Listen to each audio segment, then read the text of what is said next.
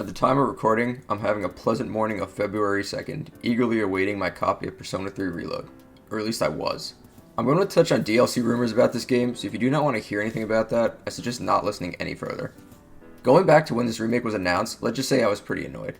I had first played P3 FES in 2019 and thought it aged just fine. There are also these games called Revelations Persona and the Persona 2 Duology. You may have forgotten about them, and I don't blame you. Atlas seems to have forgotten about them as well. I've heard great things about the Persona 2 games and would love to play them on modern consoles if anything has to be remade.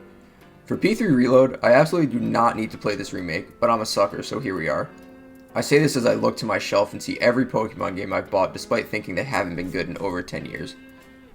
When I had ordered the game, it was known that the answer would not be part of it. I know that part of the game tends to be viewed negatively anyway, but I personally enjoyed it quite a bit. Regardless, Atlas seems to be doing a pretty standard remake and not full reimagining, so having content that already existed not be part of the game is not something I was a fan of.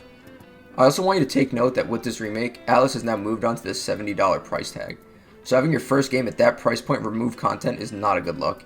To briefly touch on the debate of remake pricing in general, I have absolutely no problem with a remake being the same price as a new game. It's very likely that they take the same or nearly the same amount of time and resources to make anyway.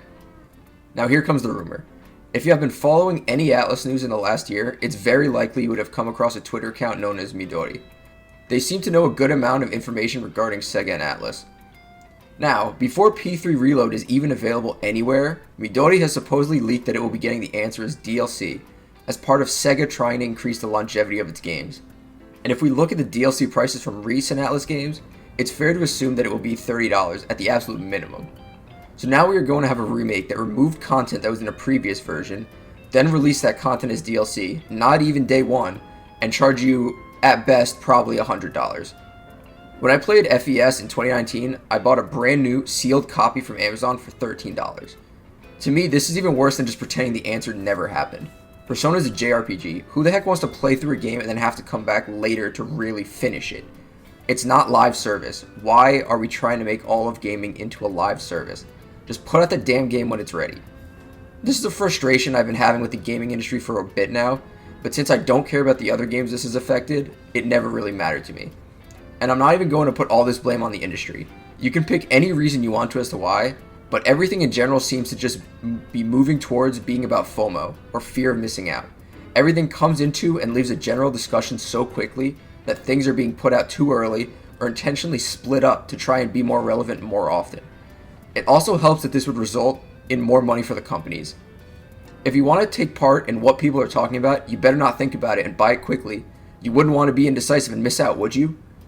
To add to that, I don't know how small this minority is, or if it even is a minority, but I frequently see people pestering companies to release games more often, which is obviously not feasible.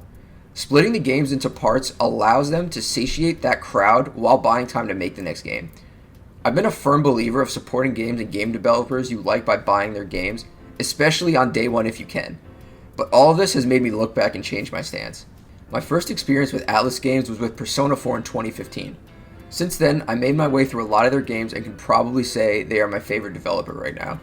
With that, let's look back. What games did I buy on day one from them? In order: Persona 5, Strange Journey Redux, which is one of my favorite games of all time, the Persona Dancing game triple pack, which is the first strike because the P3 and P5 versions were a joke, but at least I got to play the P4 one.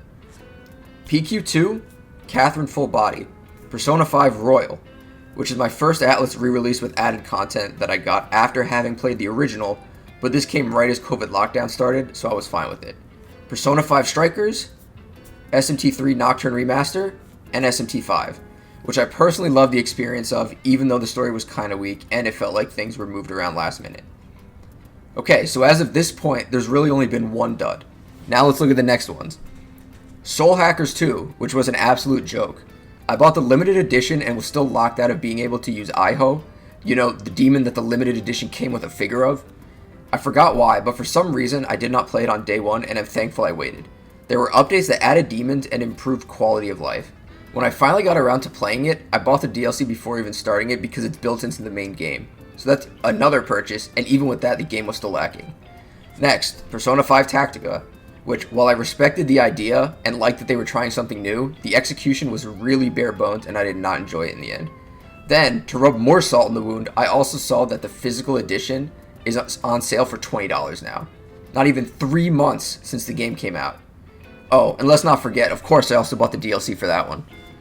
And now, Persona 3 Reload, which we already know how that is going. I guess I'm just more stubborn than a lot of people, but I finally reached the point where I'm tired of being burned. I'm done buying games on day one. As for the channel, I never really intended on putting out more than a couple of videos a year anyway.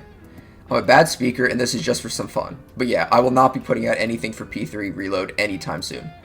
Like I said, I'm a sucker, so I'm sure I'll get the Answer DLC when it comes out anyway, but there's no chance I play the game before that. At least I can cope and say I'm playing it to practice my Japanese because I'm playing the imported version.